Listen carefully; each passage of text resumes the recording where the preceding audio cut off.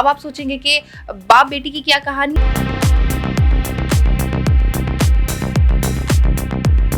लेकिन हर चीज़ जो है वो सिर्फ जॉब के लिए नहीं होती। रिटायरमेंट की जगह से मैं वापस स्टूडेंट लाइफ में आ गया।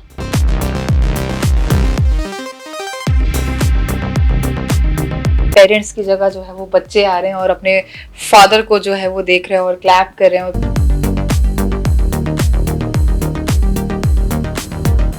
आपकी स्टडी भी इंक्रीज होती है। एग्ज़ाम देते थे, रिजल्ट आने वाला होता था, घबराहट शुरू हो जाती थी कि जब विल हो इंसान की कुछ करना चाहे तो फिर इसमें कोई चीज़ रुकावट नहीं होती। तो काफ़ी शॉकिंग न्यूज़ थी, स्ट्रेंज था सबका रिएक्शन।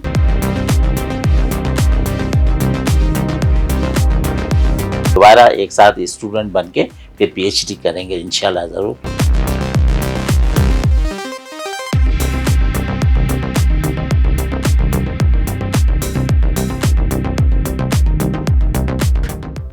नाज़रीन, दिस इज मी उरूज मलिक और आप देख रहे हैं वॉइस ऑफ नेशन। हमेशा की तरह लेकर आई हूँ आज भी आपके लिए मजेदार प्रोग्राम और मिलवाने वाली हूँ आपको एक ऐसी, बल्कि एक नहीं दो ऐसी पर्सनालिटी से जो आपके लिए बहुत अमेजिंग होने वाली हैं। जनाब, मैं बात कर रही हूँ एक फादर की और एक डॉटर की। जी हाँ नाजरीन, अब आप सोचेंगे कि बाप बेटी की क्या कहानी है, तो ये कहानी है कि जनाब दोनों ने मिलकर MBA किया है। अब मतलब ये कितना अच्छा लगता है ना सुनने में कि बाप बेटी ने एक साथ एक क्लास में बैठ के MBA किया, एक क्लास में बैठ के, मतलब एक दूसरे के वो क्लास फेलोज थे। जो भी स्टडीज हुई उन्होंने मिलकर की, सेशंस और सेमेस्टर्स जो भी थे साथ कंप्लीट के, एग्जाम्स दिए और दोनों ने अल्हम्दुलिल्लाह MBA कंप्लीट कर लिया। अब मज़ीद जो है उनसे बात करूंगी, बड़ी एक जो है आजकल सोशल मीडिया पे वायरल चल रहे हैं ये दोनों, तो मज़ीद जो है अब आपका टाइम वेस्ट नहीं करूंगी, चलते हैं अपने गेस्ट की जानिब। So please welcome doctor Birbal and Sapna Kumari.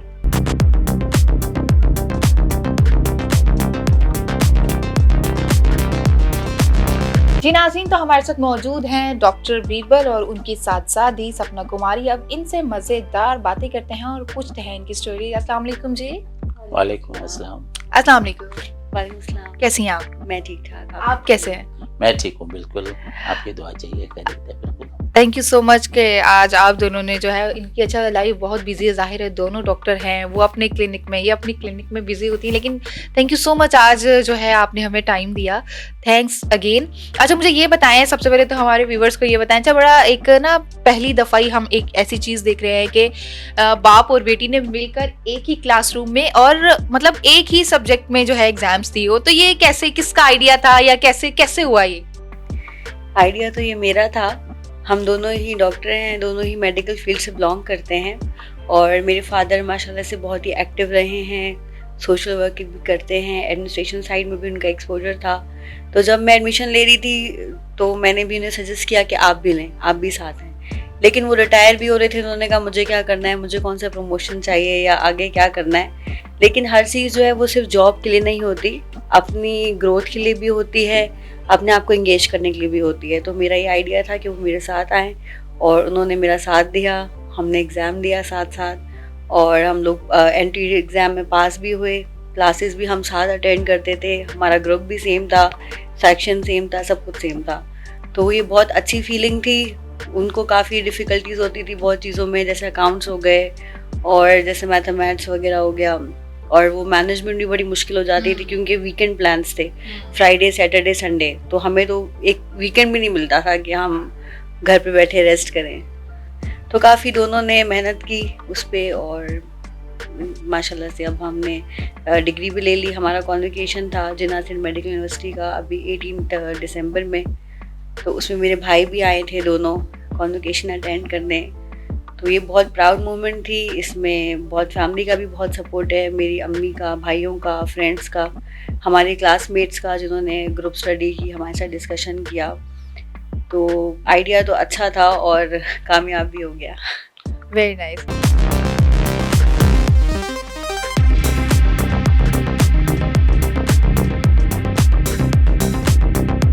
अच्छा, बड़ा ही इन्होंने जो हमें बताया है काफ़ी अमेजिंग है, लाइक इन्होंने अपने फादर को इनकरेज किया। तो मुझे ये बताएं, जब ये इन्होंने आपको ये ऑफ़र दी कि आप भी मेरे साथ आएँ, एमबीए करें, जबकि आप अपनी स्टडी एक तरह से कंप्लीट कर चुके थे, फिर भी मतलब आपने मान लिया, तो कैसी उस टाइम क्या फीलिंग्स आई थी कि नहीं यार मुझे मानना चाहिए, मुझे भी करना चाहिए, कर लेता हूँ? एक्चुअली फीलिंग मेरी थोड़ी सी नेगेटिव थी उस टाइम हाँ, पे। हाँ। मैंने कहा मैं रिटायर हो रहा हूँ 2 साल के बाद, तो हुँ। मैंने क्या करना है, मुझे कौन से बेनिफिट मिलनी है, मैं अपनी जो रूटीन लाइफ है पास करूँगा। लेकिन मेरी बेटी ने मुझे इनकरेज किया, मुझे कहा कि डैडी उम्र की कोई इसमें नहीं है, कोई लिमिट नहीं है कि आप रिटायरमेंट के बाद कोई पढ़े नहीं या तालीम जारी नहीं रखे, कोई उम्र कैद नहीं होती पढ़ने में, तालीम हासिल करने में। तो मुझे इनकरेज किया। कुछ मेरी एक वो कमज़ोरियाँ थी, वो मुझे कहा कि मैं बैठी हूँ, मैं आपको स्टडी करवाऊँगी, समझाऊँगी। तो मुझे अच्छा लगा कि मैं दोबारा रिटायरमेंट की जगह से मैं वापस स्टूडेंट लाइफ में आ गया। तो मैं अपने आप को वही जैसे स्टूडेंट लाइफ वो आप जो है वो 10 से 15 साल जो है वो बैक चले गए। फीलिंग जो है ना, मैं 40-45 साल में पीछे बैक चली गई। मेरी जो फीलिंग थी एक डिप्रेशन वाली, वो ख़त्म हो गई। मैं एक स्टूडेंट हो गया। और सबसे अच्छी बात ये होती थी कि मैं और मेरी बेटी एक क्लास में, ग्रुप एक, हमारा सेक्शन एक था, हमारी प्रेजेंटेशन जो भी डिस्कशन एक ही थे। तो हमारे जो टीचर्स है वो बहुत रिस्पेक्ट करते थे, एग्जाम्पल देते थे दूसरों को। हमारे डायरेक्टर आते थे, वो भी बोलते थे देखिए ये एग्जाम्पल है, बाप बेटी दोनों साथ बैठे हैं, पढ़ रहे हैं, स्टडी कर रहे हैं। देखो इनकरेजमेंट यही तो होती है, तालीम जारी रखना चाहिए, कोई लिमिट नहीं होती। तो वो भी दूसरों को मैसेज कन्वे करता था। तो मुझे बहुत अच्छा लगता था, लेकिन परेशानी भी बहुत होती थी। एग्ज़ाम देते थे, रिजल्ट आने वाला होता था, घबराहट शुरू हो जाती थी। अच्छा, आपकी भी वही फीलिंग जैसे और क्या आने वाला है, क्या आने वाला है? हाँ, तो क्लास में मैं सीनियर, सब मेरे से जूनियर बच्चे थे, सपना के एज के थे।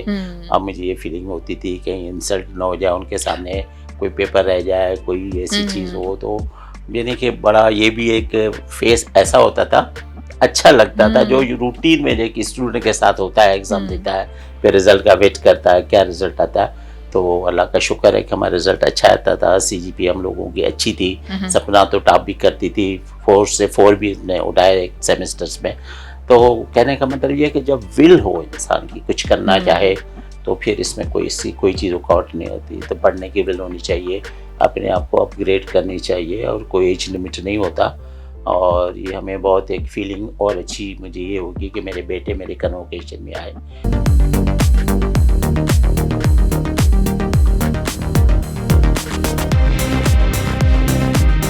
मुझे बहुत अच्छा लगता था कि ये इवेंट आने वाला है, मैं इंतज़ार कर रहा था। मेरे बेटे जो बाहर थे वो मेरे कन्वोकेशन में आए थे। एक नई एक ट्रेडिशन थी, जिस तरह पेरेंट्स जाते हैं बच्चों के कन्वोकेशन में, तो बच्चे आए थे। अच्छी फीलिंग थी, अच्छा लगा। हमारी क्लास में इनकरेजिंग थी तो बहुत बिल्कुल ज़्यादा। अपोजिट हो गया, लाइक पेरेंट्स की जगह जो है वो बच्चे आ रहे हैं और अपने फादर को जो है वो देख रहे हैं और क्लैप कर रहे हैं, और प्राउड मोमेंट्स होते हैं वो भी। बिल्कुल एक फैमिली, एक हमारे लिए कि ईद जैसा त्यौहार था, एक अच्छा मोमेंट था कि बच्चे भी खैर से वो वापस चले गए। तो कहने का मतलब ये होता है कि इंसान को डिस्करेज नहीं होना चाहिए किसी भी एज के उस फेस में, हमेशा इनकरेज होने। डिपेंड करता है फैमिली मेम्बर्स के ऊपर भी। जैसे मेरी बेटी है, उसने मुझे इनकरेज किया, मैं आ गया। मेरी बेटी मुझे इनकरेज नहीं करती तो मैं रिटायरमेंट के बाद बैठ जाए, जैसा रूटीन में होता है। रिटायरमेंट में लाइफ खत्म, जिंदगी खत्म, बंदा सो गया। एक्चुअली इस तरह नहीं होता है, जिंदगी खत्म नहीं होती। एक्चुअली जिंदगी अच्छा, इस तरह से आपकी रूटीन बिजी भी रहती है? हाँ बिल्कुल, आपकी स्टडी भी इंक्रीज होती है और रूटीन भी बिजी रहती है, आप किसी तरह के स्ट्रेस और इस तरह से डिप्रेशन में नहीं आते? नहीं, इसका वो ये भी बड़ा फील भी बेनिफिट नहीं होता हुआ है। कभी कोई।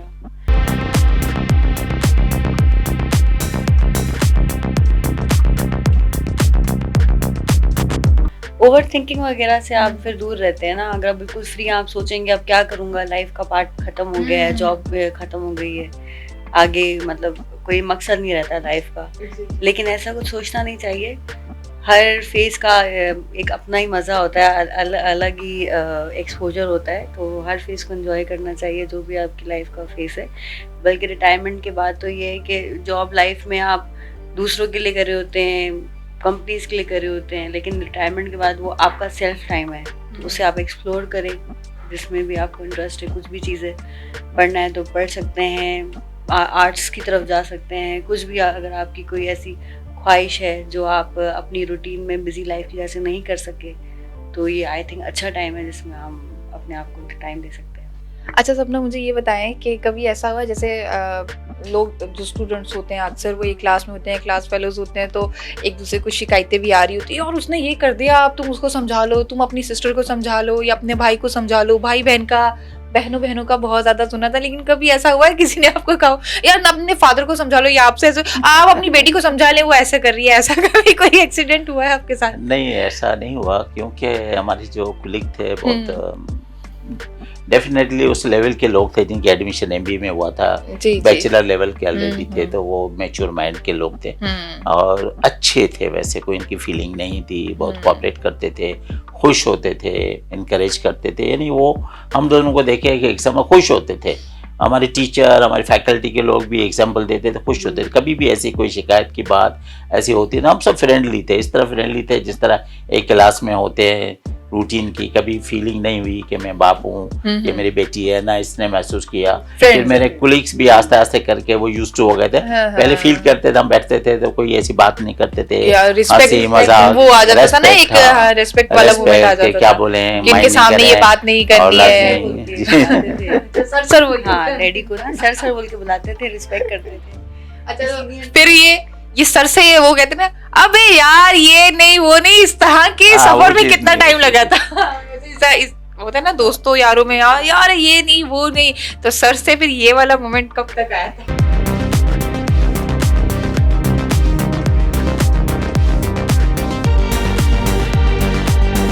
जो फीमेल्स थी वो तो फिर सर ही कहती थी, बाकी मेल्स में फिर हमारे सामने तो सर ही कहते थे। अब पर्सनली बता दी। आप पर्सनली देखें, पता है आप पर्सनली तो आप ही हमें बता सकते हैं, पर्सनली क्या कहती थी? पर्सनली मेरी बहुत रेस्पेक्ट करते थे, बहुत ज्यादा, क्योंकि इस लेवल की बात आती नहीं थी ना। वो मेरे से तो बहुत जूनियर थे, सपना के एज के थे वो। उनकी एक रेस्पेक्ट की इतनी फीलिंग थी कि वो इतना डेयर नहीं करते थे कि मेरे से फ्री हो, कुछ बात करें या बेतकल्फी का करें कि कोई ऐसी बात करें। हर चीज़ में कोई भी मूवमेंट होती थी, कोई इवेंट होता था तो मुझे आगे करते थे। बोले नहीं सर, आप डॉक्टर साहब आप आगे करें, आप ऑर्गेनाइज करें, हम जूनियर हैं, हमें कुछ पता नहीं। हर चीज़ में मुझे ड्यू रिस्पेक्ट देते थे। उसमें वो सोचते भी नहीं थे कि चाहते हुए भी शायद वो ना बोल सकते हो, ये मैं नहीं कर सकता। अच्छा जी सपना, मुझे ये बताएं कि जब एडमिशन हो गया और आप लोग मतलब अपनी रूटीन में आ गए, स्टडी वगैरह स्टार्ट हो गई, तो आपकी फ्रेंड्स की तरफ से कोई रिएक्शन आया हो, यार ये किसी का कोई नेगेटिव या पॉजिटिव कोई भी रिव्यूज जो आपको बहुत अच्छे लगे हो? जब हमारा एडमिशन हो गया तो नॉर्मली हम क्लासेस में साथ ही आते थे, साथ जाते थे, तो काफ़ी लोगों को डाउट था ये किस मतलब आदमी के साथ आ रही है, उसी के साथ जा रही है। लोग तो फिर एक नेगेटिव सोचते हैं ना। तो जो मेरी क्लोज फ्रेंड्स थी फिर वही ऐसे पर्सनली पूछ सकती है ना, हर कोई तो ऐसे नहीं पूछेगा। तो मेरी फ्रेंड्स पूछ रही थी कि अच्छा तुम्हारे फादर हैं, मतलब ये तुम्हारे साथ होते हैं, पढ़ते हैं। तो काफ़ी एक शॉकिंग रिएक्शन था लोगों का, क्योंकि ऐसे देखा नहीं जाता अमूमन। मतलब भाई भी बहन भी हो तो चलो वो नॉर्मल होता है, जूनियर या सीनियर होते हैं भाई बहन, लेकिन फादर एक ही क्लास में साथ आ रहे हैं जा रहे हैं, तो काफ़ी शॉकिंग न्यूज़ थी। स्ट्रेंज था सबका रिएक्शन, लेकिन ये कि वो खुशी होते थे। काफ़ी नेगेटिव कमेंट भी किसी ने ऐसे कह दिया होगा कि नहीं अभी क्यों कर रहे हैं, लेकिन मोस्टली जो है पॉजिटिव रिस्पॉन्स ही थे।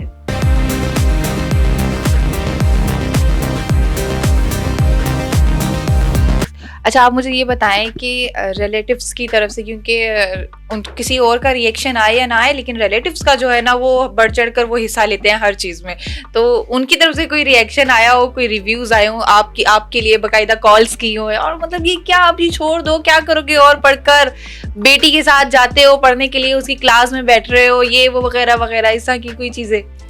रिलेटिव्स की तरफ से जो रिस्पांस मुझे कुछ नेगेटिव था। मैंने वही तो बोला कि वो बढ़ चढ़ कर लेते हैं हिस्सा। वो मुझे कहते थे कि आप रिटायर हो गए, रिटायरमेंट का बंदा सोता है, आराम करता है, आप क्या वो सुबह उठ रहे हो रूटीन में 7 बजे 8 बजे क्लास के लिए जा रहे हो, वो दौड़े ना, आपकी जॉब टाइम में भी यही एक्टिविटी थी, अब रेस्ट करें, सोएं, नींद अपनी पूरी करें। तो यानी कि अब उसमें दो एक रीज़न थी, एक होती है कि खुश नहीं होते कि इंसान आगे क्यों बढ़ रहा है, और दूसरी चीज़ ये होती थी कि आप कोई हमदर्दी में कि भाई रेस्ट करें। देखिए, इंसान या कोई भी मशीनरी आप उसको यूज़ नहीं करेंगे, यूटिलाइज करेंगे, वो ख़त्म हो जाएगी, उसके हर पार्ट्स जो है ना वक्त के साथ डैमेज हो जाएंगे। तो इंसान की भी स्थिति है, ब्रेन लेवल है, आप पढ़ेंगे, यूटिलाइज करेंगे, वो आपको ग्रो करेगा, उसमें नई नई एक चीज़ें आएंगी, माइंड डेवलप करेगा, इन्वेंशंस आप नई नहीं करोगे, बॉडी की मूवमेंट आपकी होगी, आप फील नहीं करेंगे कि आप रिटायर हो गए, या एज फैक्टर का आप फील नहीं करेंगे कि इस एज में आप आ गए। लेकिन लोग डेफिनेटली, हर बंदा तो खुश भी नहीं होता है, चाहता भी नहीं है क्यों ये कर रहा है, ये चीज़ें होती हैं। तो फिर ये कहते हैं आप छोड़े हैं, क्या करना है, कौन सा प्रमोशन लेना है, कौन सा नौकरी करना है, आराम करो, अभी सो जाओ, बहुत कर लिया। तो ये चीज़ें तो नेगेटिव बहुत सारी एग्जैक्टली चीज़ें यही होती तो हैं। मैंने आपको पहले भी कहा ना कि क्या करोगे, पढ़कर बैठ जाओ, जी, जी, खा लो बिल्कुल। पी लो घूमो फिरो, बस हाँ, हो गया सो जितना जाओ, बस करना सोते रहो, बस क्या करना सो है, जाओ क्या। सोते रहो, और सो कर जो है ना मोटे पूरी- हो जाओ, और बैठे बैठे भी ना सांस फूलती रहेगी। शुगर मरीज के पेशेंट हो जाओ, आके दिया। एग्जैक्टली ऐसा ही है। अच्छा मुझे बताएं सपना के अभी क्या फर्दर प्लान्स है, आगे भी कोई प्लानिंग्स हैं जो अभी आप लोगों ने एक साथ करनी हो? डैडी का भी इरादा हुआ है कि हम पीएचडी भी करें। वो आई थिंक मोटिवेट हो गए हैं, काफी लोगों ने अप्रिशिएट किया है ना, तो ये बहुत अच्छी बात है कि हम अप्रिशिएट करें किसी भी चीज़ को। अगर हम अप्रिशिएट करेंगे तो इंसान और मोटिवेटेड फील होता है। तो अभी जब हमने एमबीए किया तो काफ़ी लोगों ने अप्रिशिएट किया, इनवाइट किया हमें एज अ गेस्ट, तो अच्छी फीलिंग थी। तो मेरे फादर भी कह रहे थे पीएचडी भी साथ करेंगे, मैंने कहा बस हो गई मेरी अब तो। पीएचडी भी करेंगे इंशाल्लाह। तो आपका भी ये पीएचडी अब साथ करेंगे? हाँ, और कोई definitely। हम अपनी जो स्पेशल फील्ड है जो हमारी, उसमें तो हम कर रहे हैं। मेरी जैसे आई की फील्ड है, मेरी कॉलेज ऑफ फिजिशियन सर्जन्स में मेरी एडमिशन भी है, मेरा एग्जाम में होने वाला है, मार्च में ड्यू है मेरा। सपना अपनी पोस्ट ग्रेजुएशन कर रही है। उससे हट के जो एडमिनिस्ट्रेशन की चीज़ है, एक और भी फील्ड में देखें, सिर्फ ये टीचिंग अपनी फील्ड प्रोफेशन नहीं होती, साथ में एडमिनिस्ट्रेशन और चीज़ों की नॉलेज होनी चाहिए सारी। पीएचडी ऐसी चीज़ है, उस लेवल जो है ना इंसान की बढ़ती है, अपग्रेड होता है। एग्जैक्टली। तो अपनी फील्ड के साथ आप ये भी करें, और पीएचडी भी एक अच्छी फील्ड है, अच्छी चीज़ है, इसमें आप ग्रेड होता है। तो हमने प्लान बनाया है कि पीएचडी में हम एडमिशन लेंगे। अपनी जो प्रोफेशनल जो स्टडी एकेडमिक, वो भी हम अपनी कंटिन्यू रखेंगे, साथ में वो भी करेंगे, क्योंकि एकेडमिक तो उनकी अलग फील्ड है, मेरी अलग है, वो तो साथ नहीं हो सकते। अब पीएचडी है कि हम दोबारा एक साथ स्टूडेंट बन के फिर पीएचडी करेंगे इंशाल्लाह। ज़रूर नेक्स्ट आपसे मुलाकात होगी पीएचडी करने के बाद। Best of luck.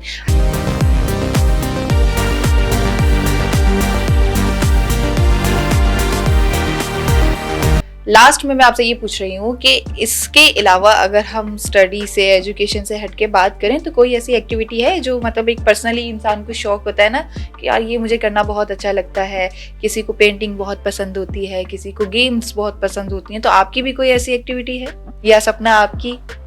मेरी एक्टिविटी बस ये है कि मुझे म्यूजिक अच्छी लगती है। ओह। जब फ्री होता हूँ तो मैं सोचता हूँ कोई अच्छी म्यूजिक, अच्छे गाने पुराने तो जमाने गुनगुना भी के लेते हैं कि सुनूं। गुनगुनाने की नौबत आई नहीं है, लेकिन सुनने का शौक है, मैं सुनता हूँ, मुझे अच्छा लगता है, फीलिंग होती है, एनर्जेटिक फील करता हूँ। मेरे स्टूडेंट लाइफ की कोई ऐसी वो गाने थे जो मैं स्टूडेंट लाइफ में हॉस्टल में सुनता था, वो जो मैं सुनता हूँ मुझे सारी चीजें रिकॉल वो तो भाई वो सदाबहार गाने हैं, वो तो जब भी आप यही चीज एक्टिविटी है। जब फ्री होता हूँ तो फिर वो गाने या उस टाइप की म्यूजिक लगाता हूँ, वो मैं सुनता हूँ, मैं अपने आप को रिलैक्स फील करता हूँ। Very nice. और सपना आपकी कोई ऐसी हैबिट, कोई ऐसी चीज, हॉबी आपकी कोई? जब मैं स्कूल गोइंग थी तो उस टाइम मुझे आर्ट्स का बहुत शौक था, तब मैं पेंटिंग्स और ये सब करती थी। फिर थोड़ी बड़ी हुई तो मुझे था कि मैं फैशन डिज़ाइनर बनूं, तो मैंने सिलाई सीखी। तो कुछ एक्टिविटीज़ मैंने सीखी हैं, जैसे पेंटिंग मैंने सीखी, फैब्रिक पेंटिंग सीखी, सिलाई सीखी, मेहंदी सीखी। तब वो टाइम थोड़ा फ्री था। फिर आहिस्ता आहिस्ता मेडिकल फील्ड में आई तो पढ़ाई की तरफ ज़्यादा हो गया, तो उस तरफ एक इंटरेस्ट तो है लेकिन टाइम नहीं मिलता। तो मे बी इन फ्यूचर उस पर और तवज्जो दूंगी मैं। जी नाज़रीन, हमारे साथ मौजूद थे डॉक्टर बीरबल, और जैसा कि मैंने बताया कि उनकी प्यारी सी बेटी हमारे साथ मौजूद थी, सपना कुमारी, और उनसे हमने बड़ी चटपटी सी बातें की, और उम्मीद है कि इनकी बातें सुन के आप भी ज़रूर मोटिवेट हुए होंगे, और इससे इस आज का जो हमारा ये प्रोग्राम था, इससे आपको एक लेसन ज़रूर मिला होगा कि एजुकेशन आप कभी भी हासिल कर सकते हैं, और एजुकेशन जितनी मर्जी हासिल कर लें वो अनलिमिटेड है, उसकी कोई लिमिट नहीं है। आप अपनी नॉलेज को जितना मर्जी इंक्रीज कर लें वो आपके लिए बेहतर है। इसी के साथ साथ मुझे दीजिए इजाजत, देखते रहिए वॉइस ऑफ नेशन। अल्लाह हाफ़िज़।